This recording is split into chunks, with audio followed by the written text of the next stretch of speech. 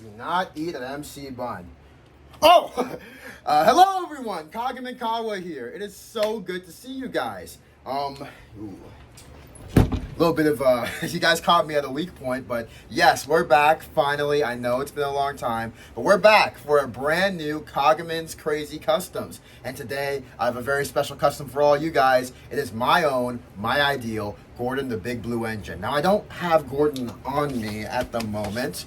I wasn't in the studio, but we're about to hop back in and get him. I'm very confused on why the door is closed, though. It's extremely hot, so yeah, just pop in, get Gordon, and we'll start this review. Whew. There you are. Ah! Oh, goodness. Man, you two scared me. I didn't know you guys were in here. What is all this? A date? Here? This is no place for a date. This is where I film videos. I have a video that needs to come out right now. The people are waiting. Oh, my Sodor. No, I'm not saying you can't go on a date. I'm not being overbearing. It's just, I have an upload schedule to uphold. You know, like college starts soon. Community college. It's still college, dude. Like, you know what? Do what you want, Dana. And do what you want, Ertl. Same Ertl from the Real Life of Kagamin channel. But anyways, I have a review to make. So I'm just going to be over here making my review. You guys do whatever is going on here. Just gotta keep it down, I guess.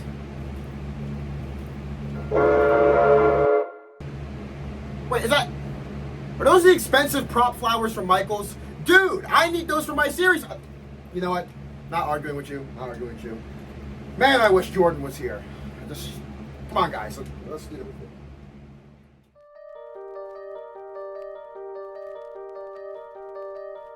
Gordon is one of the most popular Thomas and Friends characters ever. I know this because ever since I started being more open about my love of Thomas around early high school, Gordon was one of the characters people would usually remember besides Thomas or Percy.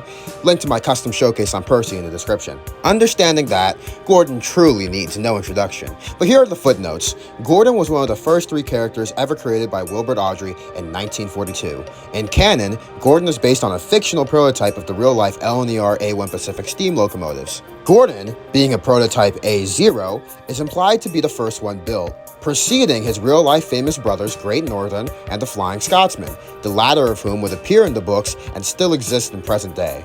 Gordon in the books was designed by Sir Nigel Gresley and Sir William Stanier. As Gordon has put it many times, he was originally painted in LNER apple green. When I was young and green, I remember going to London. Sometime after that, he was sent to Sodor to pull the Wild Nor'Wester, a non-stop luxury express service from Tidmouth Sodor in the east to Barrow-in-Furness, UK in the west. For many years, Gordon was boastful and rude, though the harsh reality of losing his family to scrap and being humbled through years of accidents and incidents changed Gordon forever. Come 2011, after 88 years of pulling the express, a now elderly Gordon humbly retires and passes down the job to Pip and Emma, Sodor's resident high-speed diesel-powered trains. Gordon is far from retired, though, as to this day in 2026, he still hauls stopping passenger services along the main line. A now 100-year-old engine, he is humbled by his many missteps and adventures. Gordon's backstory in Thomas is much more simplified, though not at all something to scoff at. Gordon is still the senior member of the engine family, and is the fastest and strongest of Sir Topham Hatt's core principal team of engines. He's as grumpy as ever, though he's good-hearted, and always willing to forgive. Unlike in the books, Gordon never retires from the Express, though age still catches up with him, as after 21 seasons of pulling the Express on his own, Sir Topham Hatt calls in Rebecca, the streamlined Bulling Pacific, to help relieve Gordon of his extra Express duties. Gordon was hostile towards Rebecca at first, though later came around to her charming nature and bubbly personality. TV series Gordon is defined by his interactions, his rivalry with Spencer, his cousin, his antics with Philip, the young shunting engine, his enemies to best friendship with Rebecca, his troubled relationship with his older brother, the Flying Scotsman, who in this canon, he doesn't really get along with, and of course, his dynamics with the famous engines he shares a shed with back home. Gordon in the TV series is simply iconic, through his many crashes, many catchphrases, and wacky inventions apparently. The men had just cleared the snow away from him when Gordon puffed by with his machine. Hey, look out! There's snow about! Oh no. Help! How does this guy have a snow clearing machine? They never expand on this. For the first time ever in Kagamin's Customs, I will be withholding information. This segment of the video will spoil future events in my series, so rather than telling you the story of my ideal Gordon, all I'm going to say is this. I actually don't have a problem with Gordon being this weird experimental prototype. So Topham Hatt the First, the same man who built the coffee pots, got swindled into buying Henry, and acquired Thomas and James, who, let's just be real here, aren't based on anything in real life. Topham definitely ran the sort of railway where an oddball LNER Pacific prototype would fit right in at home. Through my many years of being in the Thomas fandom, I have asserted that many have a problem with Gordon being an LNER A0 A1 prototype because they see it as revoking the title of First Pacific from Great Northern, though I don't necessarily see it that way. Gordon is an A0, the prototype of the A1. Therefore, Great Northern doesn't lose any historical significance. For those of you who aren't aware, Great Northern was the first LNER A1. It was not preserved despite how historical of a locomotive it was. Instead, it was rebuilt by the LNER to the design of Edward Thompson, and later scrapped. There have been decades-long debates on why this happened, ranging from it being a personal move on Edward Thompson's part, due to grievances he had with Sir Nigel Gresley, among other theories. Though the modern consensus on the matter seems to be that the rebuilding of Great Northern was simply a formality made against the foresight of how historically significant the engine was, and not a decision Edward Thompson personally had any say in. Regardless, as you can clearly see, the Great Northern story has a lot to write home about. If anything, Gordon existing adds more layers to it. In my AU, I don't believe Gordon ever gets rebuilt into an A3. He has overhauls, of course, though due to his historical status as A0 shooting star, he does not lose his signature Gordon features such as the Stanier valve gear, his rectangular buffers, sloped running board, dome shape, etc. Gordon lives on forever as the only A0 and the only surviving A1 prototype, while Great Northern is remembered forever as the first A1 who had a controversial rebuild and was sadly not preserved. To me, this makes sense and doesn't change any real-world history, but rather adds on to it, like the rest of the Island of Sodor lore does. And frankly, if the Audreys are allowed to make stuff up within reason, so can we. Down with the purism.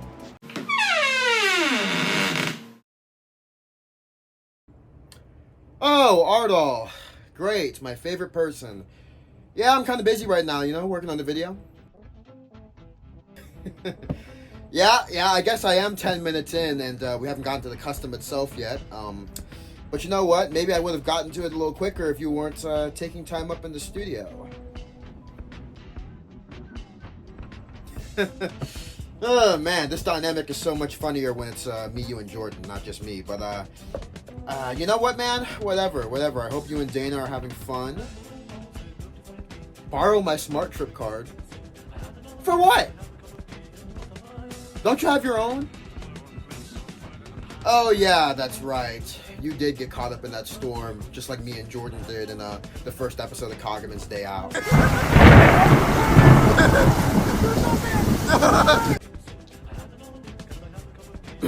Anyways. Yeah, you know what? Yeah, I guess I could clean up around here, but you know what? You could do it too. You could honestly do it too. I could think of a lot of reasons you could do it. I mean, especially because I'm kind of busy right now, you know, working on the video. Gordon, you hear that? You hear that, Gordon? You hear that, buddy? This guy, Ertl, oh my gosh.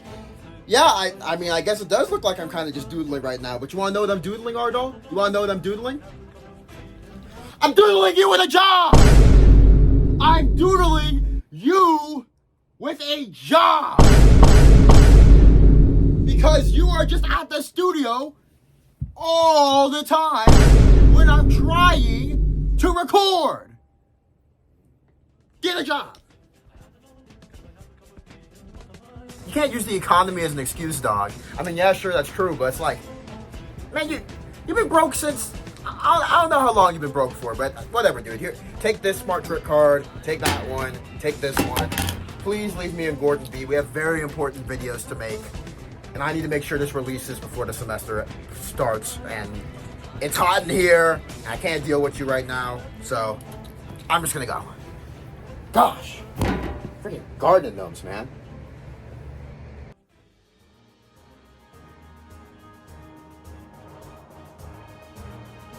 It was never in the cards for me to use the Ertl Gordon. While an iconic toy in its own right, it's too short and to me doesn't look very grand. Now one day I'd like to assemble a collection of take-and-play/take-along engines in my ideal style so I could have both Ertl and take-along versions of the characters. But that's a far-off venture for now. My decision to make Gordon a Bandai TECS model came about when I saw my peer Wato's workshop do his custom Henry and Gordon in TECS form. Link in the description to his videos. I originally ordered a Bandai TECS Henry and Gordon secondhand, but they got lost in transit. Rip to them. I hope some collector found you on the ground somewhere and you guys aren't just rotting in a dump. Michael, don't leave me here. Michael, help me. Anyways, as you all saw in my Nakiyoshi Bandai unboxing video from last year, I got a lot of new engines, and in that set was a Henry and Gordon. I decided that I actually liked the proportions and face of the Nakiyoshi Henry, so I moved forward with customizing that. However, Nakiyoshi Gordon was lacking for me. I liked the face, but the engine body wasn't big enough, and frankly, he looked kinda chopped and unserious. So in December 2025, I acquired and began customizing a broken Bandai TECS Gordon. Here's the Gordon I decided not to go with. I'm not going to make any customizations to him. I'm just going to keep him as a cool piece. I did give him these back wheels because I was anticipating using him in my series, but plans changed. So I'm probably not going to customize him at all. I think I might pluck that face off of him and paint it and put it on the other Gordon, but chances are I probably won't do that, or I'll probably not do that permanently and just keep this as is, because, you know, I actually do like these Nakiyoshi toys quite a bit. I mean, I like collecting the Thomas stuff, obviously, but, you know, it's nice to have some items just for the sake of having and not always centering it around the series. While I did not explicitly document it, this custom uses Craftsmart black paint, flamenco red apple barrel paint, and a custom NWR blue mix that I made myself. In its wet state, it looks a lot like the take-along shade of blue, though once dried and coated with Mod Podge, the final color is a lot richer, which I quite like. I mixed the blue using white paint and bright blue apple barrel paint, which is basically the same shade I used on my 2023 Dana custom. Link to that in the description as well. Gee, do any of you guys even check the description? I work hard on those. Gordon came together fairly straightforward. If memory serves me correctly, I actually didn't paint Gordon in a base gray undercoat. I'm not really sure why that is. Either way, I did multiple layers of blue, then went back in with a toothpick and lined out his boiler, wheel arches, and pistons in red, going over any mistakes with a toothpick dipped in blue again. I used a gold paint pen for his whistle and yellow paint for his windows. For the tender lining, I painted extra thin cardboard red, cut it into tender shapes, and placed a smaller cutout painted in blue on top of it. That way, the tender lining could still come out extra smooth without me having to do any masking or attempting to freehand it. I opted to represent the windows in a different style from the books in the show, as there was minimal space I had to work with. I personally think the style I landed on feels true to the character's aesthetic. I'm literally about to take a and go to sleep, but here's the Gordon I've been working on. You know, that's the Nakiyoshi face I painted up. This is the you know, fake buffer beam I made. I'm not going to do anything to the back because you're never going to see it and it doesn't really matter. It's already been Mod Podged, and I'm going to Mod Podge the wheels, and this part of the wheels is already Mod Podged. I was going to keep the side rods, but it was just bothering me how the wheels kept like jamming up. That was annoying me, so I just took them off. Besides, Henry doesn't have them either, so it's like, you know, it doesn't really matter. But, you know, I'm excited to finish Gordon. And for a while, my Gordon remained in this state. I wasn't really happy with his cardboard buffer beam, as I felt it came out too blocky and didn't look very elegant. His buffers were also really awkward, and the cotton swab sticks I used for the buffer beams were crooked. Gordon would appear in this state in several pictures, including the one on my Work in Progress website front page. In May 2026, I took Gordon, a Chuggington Brewster, a regular Ertl Thomas, and my custom large-scale Pilot Thomas, among other items, with me to college so that my friends could take a look at them, and as well as to promote my channel. Me and my friend Nails, aka the person who drew me and the crew's avatars, great person, I love her, had made it a habit to come into class with random cool things to show each other. Seeing as this was our last class, I wanted to bring the very trains I had previously spoken so passionately to her about. After that, though, I immediately came home with newfound motivation to fix Gordon's buffer beam, add his number, and touch up any imperfections in the paint. I sanded and cut down the original buffer beam and repainted it. I then Mod Podged it and used some spare buffers from another engine as the base for Gordon's buffer housing. The actual buffers themselves were cut from a thicker cardboard. I believe I used an iPhone box. I also gave Gordon a Nakayoshi front coupling from a spare Mavis I had, so that way he can interact with Ertl items / Nakayoshi characters. A deceptively simple custom with many layers to his story. The only thing I'd add to Gordon would be shooting star nameplates, a reference to the 2016 movie The Great Race, where Gordon nicknames himself as such after getting streamlined to race against the Flying Scotsman Spencer and other fast engines from all over the world. I feel like that name was pretty fitting for Gordon, especially because his siblings have such, for a lack of better words, names that carry a lot of aura. Apart from that though, I'm very proud of my ideal Gordon, and I think he's one of my best customs to date. Though the bar is always being shunted to yards far beyond this station. Thank you guys so much for watching this video and supporting the channel. Yes, those two losers came back. Just kidding, I love them. This will indeed be the last major video of the KW summer upload season. So thank you guys so much for all your support, and thank you guys so much for 1,200 subscribers. That really does mean the world to me. It's always important to say thank you because, God, that is such a big number. If you like this episode of Kagamin's Customs, be sure to like, comment, subscribe, and share the video around. Let's get a conversation going down below. In case you haven't seen it already, follow the link in the description to view the channel trailer for my spin-off project, The Real Life of Kagamin, a reality channel for rail fanning, analyzing communities, history, music, culture, and more, hosted by me and my two very best friends in the whole wide world. I have several videos on that page coming out in the following months, so please keep a lookout for those. Fair warning, content on that channel will vary in tone due to some subject matter, so viewer discretion is advised. This upcoming semester of college may be one of the most important ones of my lifetime so far, so I can't really promise too much in the way of videos, but all I will say is there will be more Thomas and non-Thomas stuff coming across both channels, and I will continue my coverage of the Thomas the Tank Engine reboot in September. As always, you don't have to go home, but you can't stay here.